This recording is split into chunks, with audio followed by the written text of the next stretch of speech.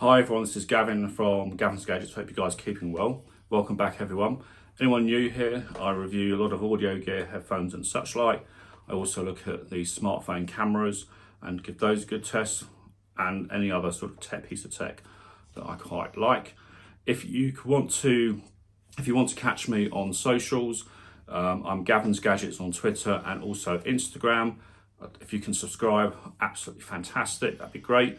So these are the KZ ZSN Pro X, and these in my mind represent what a budget IEM should be. Unbloody believable price.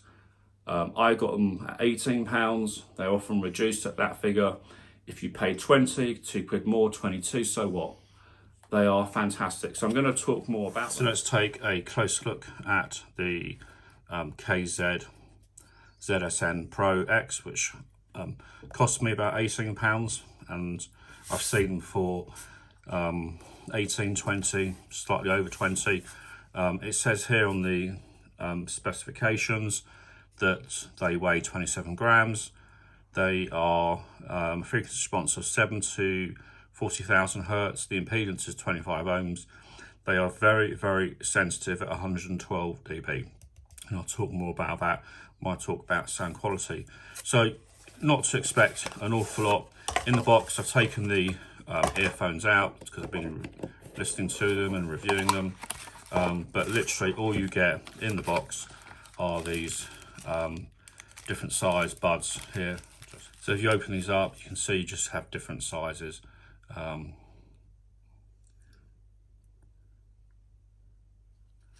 you go. So you don't get a lot in the box. But let's take a close look at the actual earphones themselves. You can't expect a lot. Probably the packaging costs, quite a bit into the actual price things.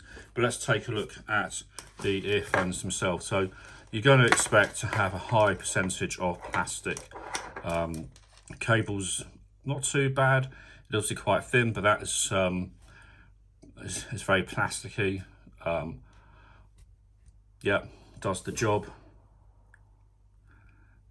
As to how long that will last, I don't know, but it is what it is. You have, it comes here and it divides,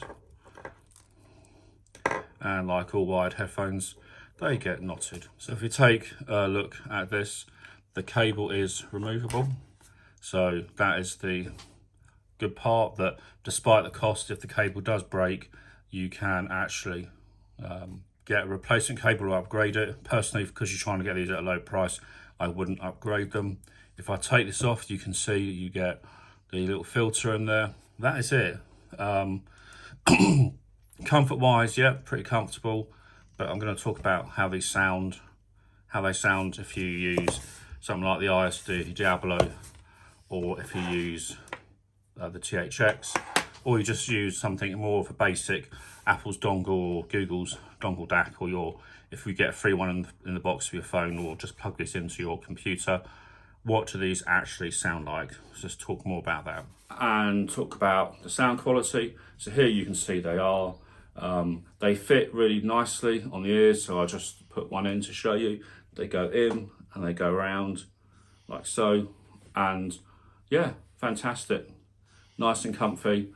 I have no issues with the comfort at all, even after a long period of time. Obviously, having the support going over the ears, that does help. And sound quality. I want to talk, they also do a version with the mic. These are the non-mic versions.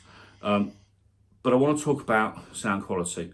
The first thing is these are super sensitive in terms of they don't need a lot of power to make these go loud and loud quickly.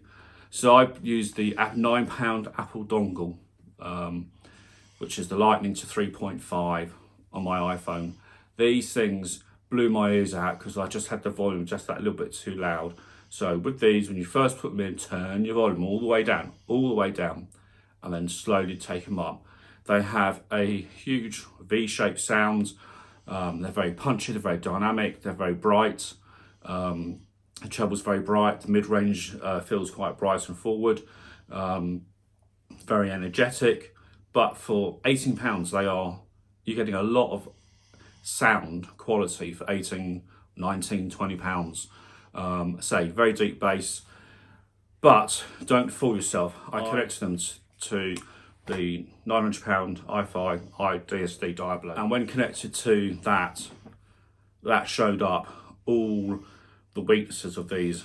Absolutely, they didn't sound good, to be honest, because really they are cheap, and that pulled out all the poor aspects of these.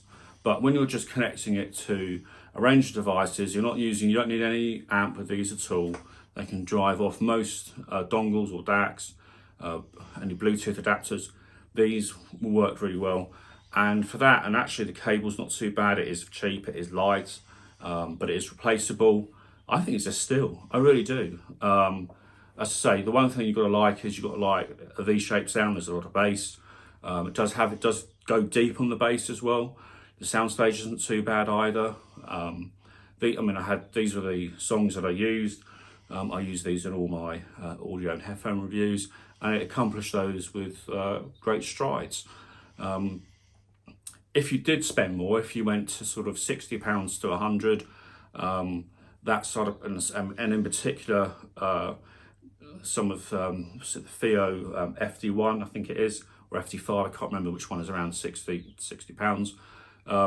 That's a single dynamic driver, and that has much better, the treble and mid-range are far superior. It's a much better quality. Vocals sound a bit richer. So, you do pay for what you get. But if you really were on a cheap budget and you wanted to be blown away by something ridiculously cheap, these are it. These are just staying in my sort of pair of, if I'm going to play with my Nintendo Switch or something, these are what I'm using for that, because they're just good fun to have. Not everything has to be immaculately perfect, does it? Anyway, this is Gavin from Gavin's Gadgets. Catch you guys soon. Bye for now.